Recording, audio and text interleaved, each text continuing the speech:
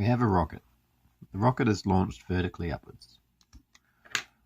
As it does so, it exerts a thrust force which is greater than the weight force.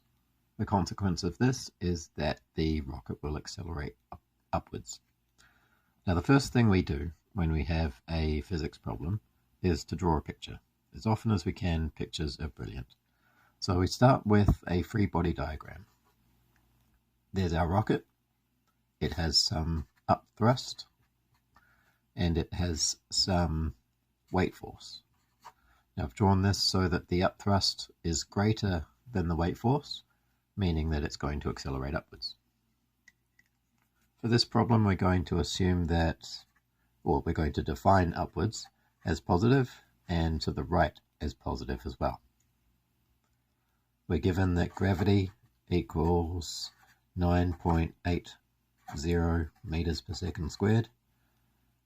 Mass is 396 kilograms and acceleration is 53.8 meters per second squared. Now this acceleration here is the acceleration that the rocket feels. So it's accelerating vertically upwards at this rate. That's quite key. We'll come back to that in a second. Next, what we need to do, so we've drawn our picture, we've got what we need, what we know. Next thing is what kind of equations can we use? Easiest equation with this free body diagram is the sum of forces equals the thrust force plus the weight force.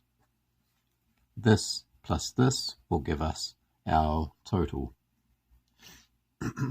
According to Newton's second law, force equals mass times acceleration. So we can do that individually for this and for this. Mass times acceleration plus mass times acceleration again, but in this case it's g for gravity. Now we have to be careful here. This acceleration is not the same as this acceleration. This acceleration is what is being provided by the thrust force. This acceleration up here is the one that the rocket feels. In other words, this acceleration belongs to this force, the net force. So keeping that in mind, we'll just do some algebra here. So we have a mass in both of these components, so we can pull the mass out.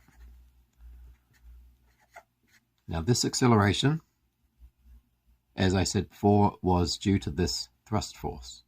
So if we were to pick up this rocket and teleport it to deep space where there's no gravitational fields, and we apply the same thrust on it, then all we're going to have in our free body diagram is that.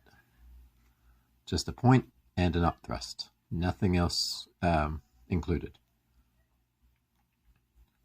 Given that, let's head back to Earth now. So the rocket is now back on Earth. We're giving it the same up thrust, but now we're being pulled backwards by gravity. So what we want to do when we go to deep space and just have the thrust force is reverse that. In other words, the mass is given up here, 396 kilograms. And we're going to times it by the thrust force. Now this is what we would see out in space. So it's going to be this 53.8 meters per second squared.